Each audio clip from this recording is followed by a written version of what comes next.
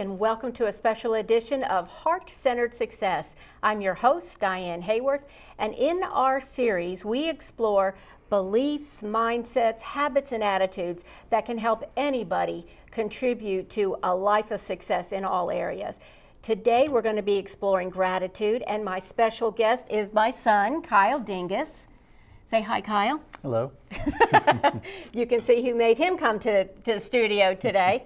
So first, what I wanted to do was just talk a little bit about gratitude, and then we're actually going to show you some ways that you can practice gratitude as an individual, with families, or as a group. So Kyle, I know that we grew up in a home, you grew up in a home where we talked about gratitude a lot. Beyond thank you and writing thank you notes, we always tried to instill in you an understanding that having an attitude of gratitude, not only did it make you aware of some of the wonderful things in your life, but it actually opened you up to even more, because the more you look at something, the more that grows, right? Mm-hmm. Tell me, is there a daily gratitude practice that you have that you use now? Sure. Well, one of the things I like to do during my day is I like to, could be a couple times during the day, could be every hour, but I like to pause regardless of what I'm doing, regardless of if I'm doing a hobby activity, regardless of if I'm doing something at work. And I just stop for a brief moment and I just think, okay, at this moment in time, what am I grateful for? And then I allow that to build and build, because it's like you said, once you get into the gratitude energy, it's a gateway vibration that opens up a lot of other things that kind of put us in a better mood overall. So just stopping periodically throughout the day. It's really helpful to have set intervals, so say every hour, it could be once in the morning, once in the afternoon, but just doing that and then starting to just think about what am I grateful for. As a standard daily practice. Mm-hmm. I think that's fantastic. Yeah. The other thing that I love about gratitude is, you're right, it is a gateway to that inner divine. The ultimate goal, I think, for us is to understand and have that real gratitude with the capital G, and that's the gratitude that helps us remember we're part of that one divine oneness, that we're all the same energy. Mm-hmm. So how are some ways that you could incorporate gratitude into your own life? We've gotten a few things together here for you, and we're going to start right here.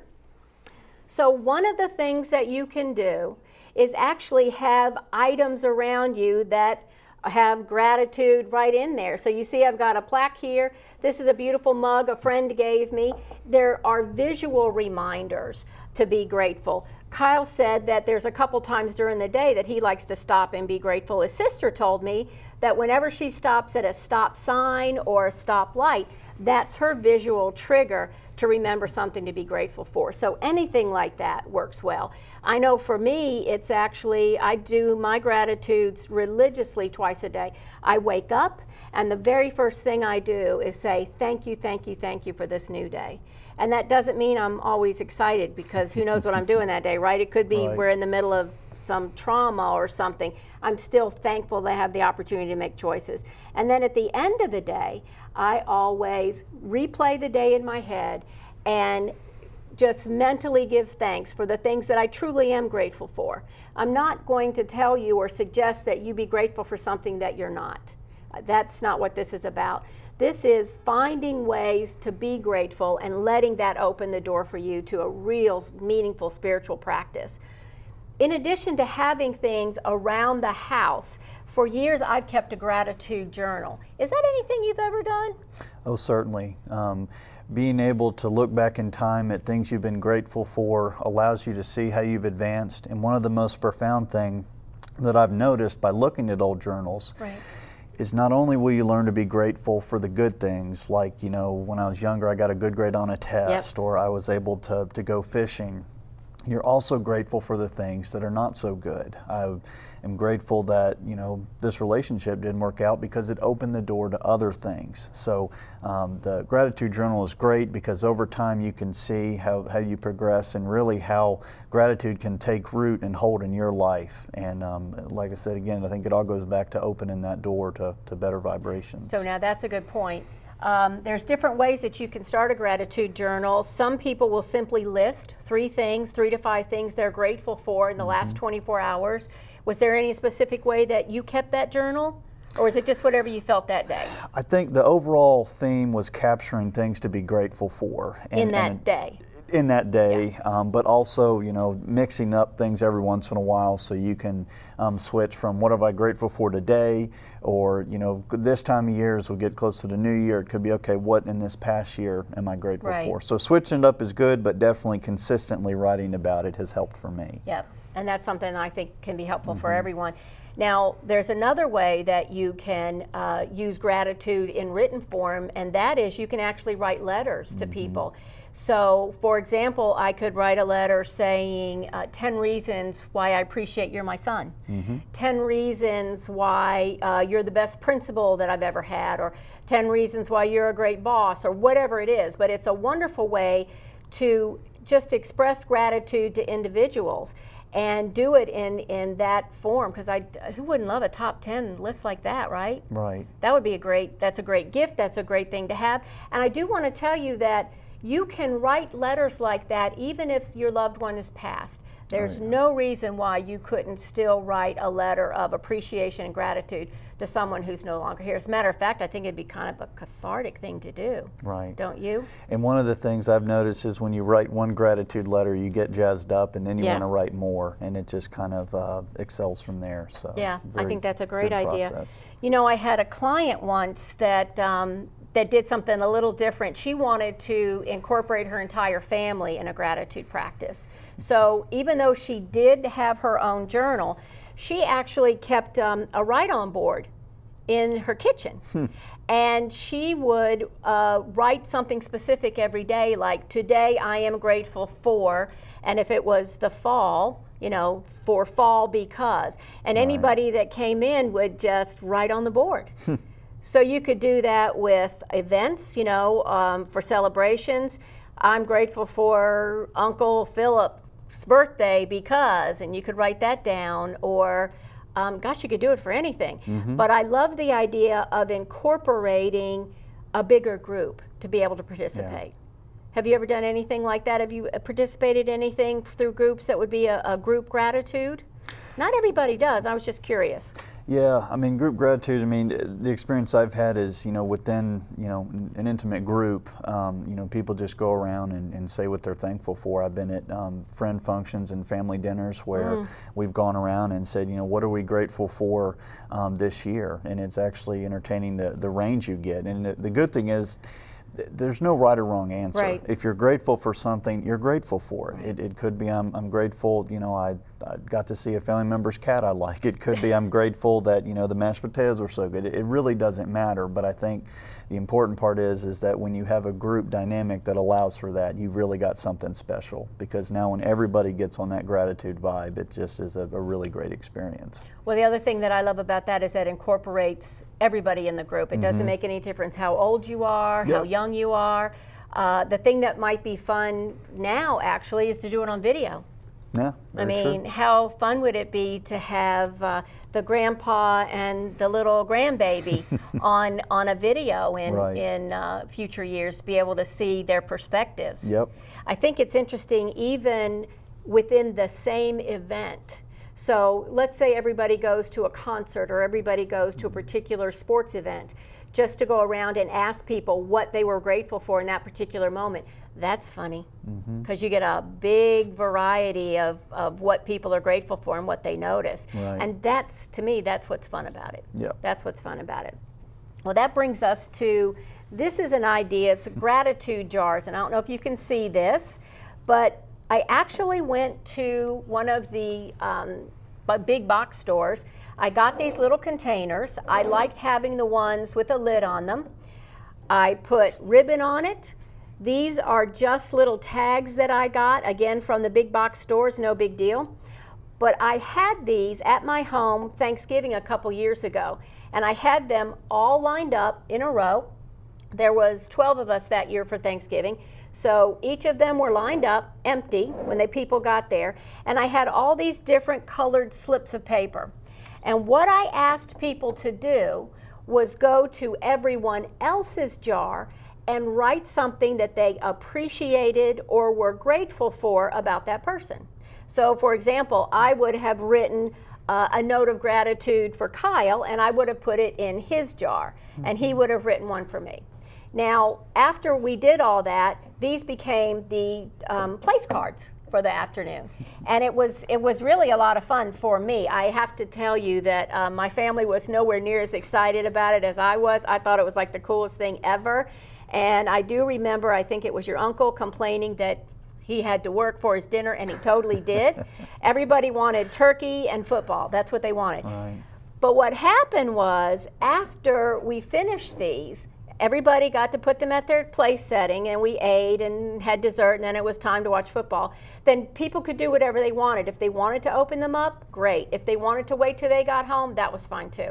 What was really special was watching people, they'd be on the couch and they'd open it and they'd look at something and then they'd look to see the person that wrote it. And I did see some hugs, and I saw some, I can't believe you thought that. Even me, I didn't open mine until late at night. And my husband wrote something to me that I didn't know.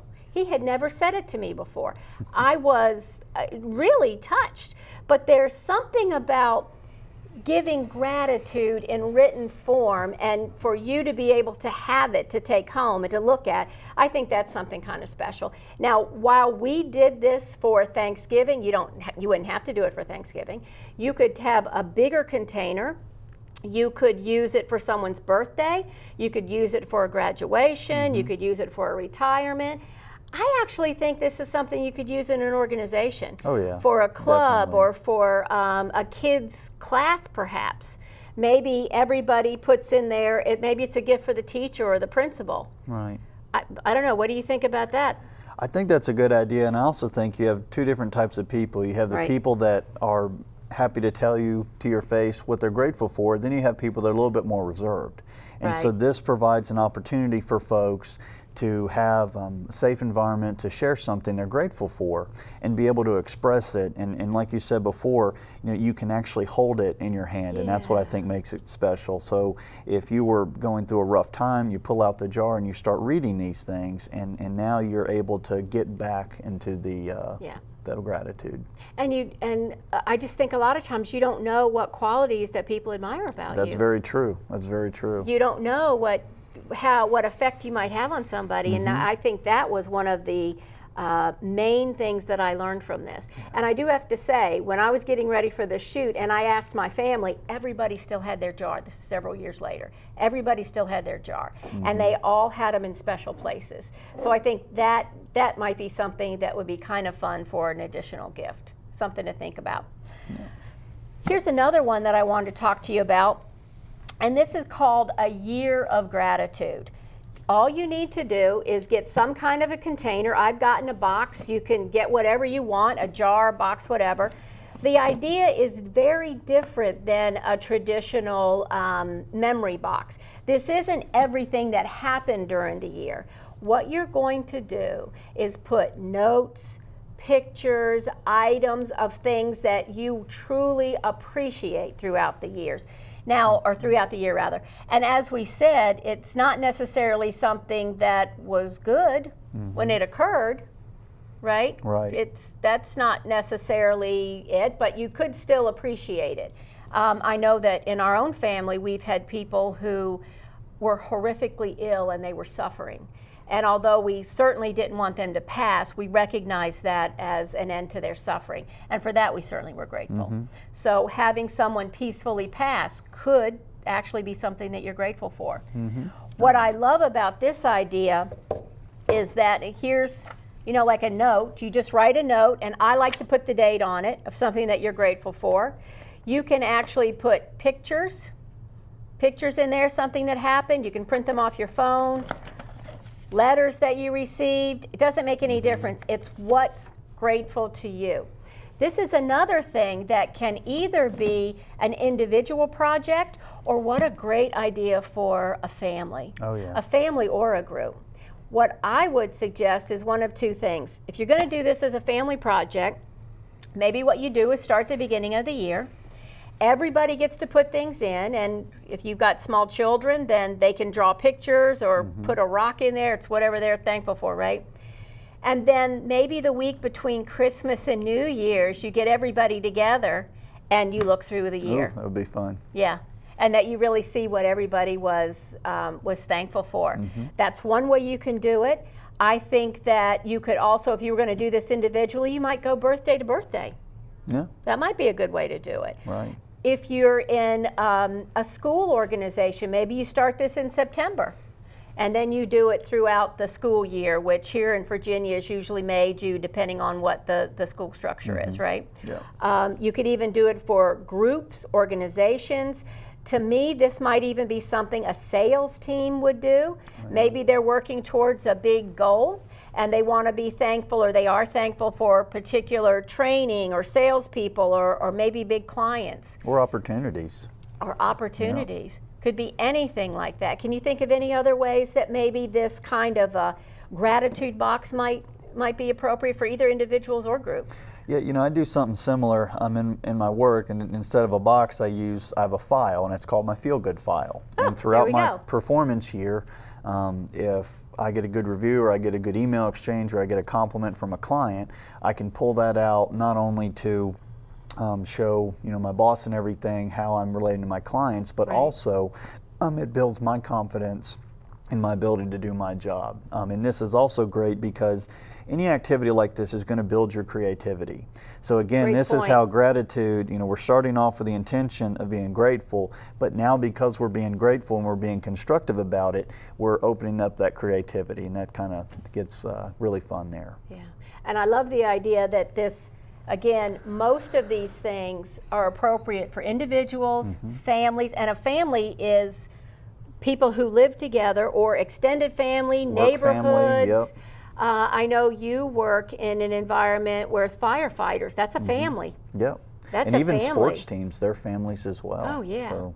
So anything like that, I just think that would be a wonderful way to do things a little differently. And again, you're going to tailor it to meet your own needs. Now, last year, we discovered, or I should say I initiated, something called the Gratitude Tree. And the reason we came up with this is my son actually is a forester. My father was a nurseryman. My grandfather was a nurseryman. We all live in the woods, so kind of we have trees. We have trees as a theme around our family. And last year was actually my sister and her new husband's very first year in a new home. So they were hosting Thanksgiving. They were really, really excited about it. And they asked me to come up with a gratitude, some sort of a gratitude activity. And they said, don't do the jar thing again. We already did that. So I had to come up with something new, which I actually really love this idea. So again, I just went to a store. You'll see that this has family, love etched on it, but any kind of container you can use. I got some pebbles, stones, put that in there. My brother-in-law went out, and this is a branch from their home, and this was their new home, so this particular branch was very specific to them. That's why actually this is the one I brought. And then when people came in, they didn't have to do a lot of work, not like I made them do over here. We had these little tags and different colored pens. All people had to do was make a note of something they were grateful for and then just tie it on the tree. That was it. That's all they had to do. You don't have to sign your name. And my sister and brother-in-law actually love this so much, it stays out in their home all year. In addition to using this for a Thanksgiving practice, why couldn't you use this any holiday, anytime people get together? Yeah, I mean, there's really, you know, that's kind of the good thing. It doesn't have to be an occasion. You know, it could be a weekly or monthly practice, you know, around the family dinner table. It's a lot of great ways to open up gratitude. And I like the fact that it can be anonymous because, again, some people, you know, it's surprising some of these notes you go through and it's like, wow, where did that come from? Yeah. And I think if you give them the opportunity, it's just amazing to see what follows. And again, little kids can draw on this. They could put, you can put pictures of people on here. You can do anything like that you want.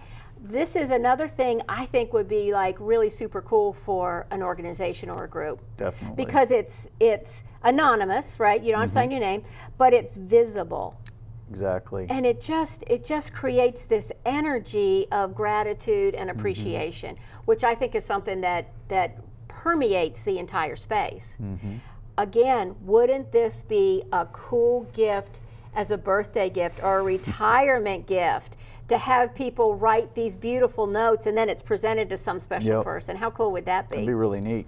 Now, Kyle's sister actually just had a baby this year, and at her baby shower, we created one of these trees, and we had everybody write notes to the baby. How much we appreciate, oh, I'm going to start crying, how much we appreciated the baby and how excited we were and how grateful we were to him coming into our family. So I think that at any stage of life, that was obviously a baby shower. You could do this at end of life. What a beautiful gift to give a family of someone who's passed. Either a box, a letter, a jar of just memories of that very special person that they have now sent to the next place. What a lovely gift that would be. So I think that's something that would be great to think about. The last thing we're going to talk about today is actually my absolute favorite gratitude practice. And this was taught to me by one of my mentors, Dr. Robert Holden. He is a Hay House author. He has been a teacher of mine, a mentor, and gratitude is certainly something that he uses as part of his spiritual practice. This particular practice is called 100 Gratitudes, and it's kind of simple, and it's something I actually have all my clients do. This is what you do. You get a notebook, get some kind of a pretty journal. You can do this on your computer. I think there's something therapeutic actually about writing it out, but we'll leave that to you. And you start at 1 and you write no more than 10 to 12 gratitudes per time, per time you sit down, right, to write, of things that you're grateful for until you get to 100.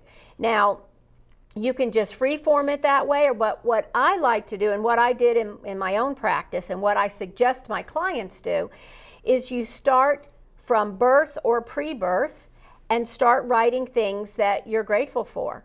So, for example, when I did mine, I was really grateful that I was born a woman in a small town called Warrenton, Virginia.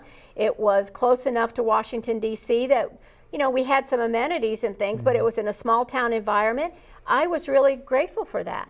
Then you take it decade by decade. So then I had from birth to, I think I did birth to kindergarten, you know, what I remembered as a small child that I was really thankful for. And then kindergarten through probably age 10. And then I thought I could do the teenage years in 10 gratitudes. That did not work. That didn't work. I had to really expand that. What I found was, for myself, and really I'd say 99% of my clients, you can't stop at 100 because this evokes such wonderful memories. I remembered summers we spent in Minnesota with our cousins. I remembered recipes that my grandmother had made for me. We went to visit her in Nebraska. I remembered neighbors. I remembered kindnesses that people had shown me when I was a small girl I had completely forgot about. I remembered things as a young woman, as a teenager, jobs I had, bosses, friends, especially parents of my friends that had just done beautiful, wonderful things for me that from this perspective I could see has just helped create the person that I am today. This is a wonderful exercise. 100 gratitudes. Again, start from 1 to 100. Usually sit down and do no more than 10 or 12 at one time because this is not a competition. I don't want you just to run through it. I want you to think it through and I want you to really feel grateful for it. I suggest you do it in a linear fashion. However, other people do it in different ways. I've had clients that like to go through the 5 senses and they'll do 20 things on what they appreciate they see. Everything from beauty and nature to museums. What they hear, they'll talk about gratitude for different kinds of music. They'll talk about gratitude for things that they have felt physically, not only wonderful materials or a cat purred up with them, but what they've felt as far as pride or shame or whatever it was, and how that turned out to be grateful for them. Now, I don't know, have you done this one? I have not done that one yet. Which way appeals to you? Which do you think might be the best for you?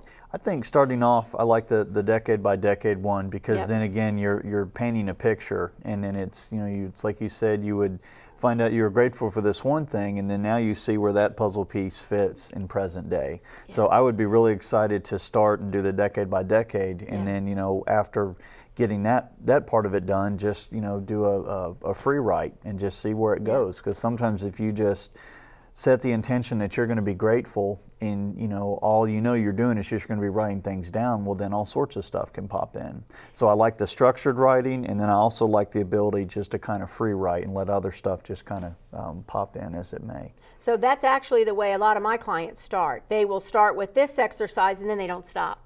So then they go into the daily gratitude, right? So I think what we want to tell you today is it really doesn't make any difference what you choose. What we want you to do is find a gratitude practice that works for you, and just try something, try anything. If you want to just imagine getting up in the morning, if you're afraid you're going to forget, no problem.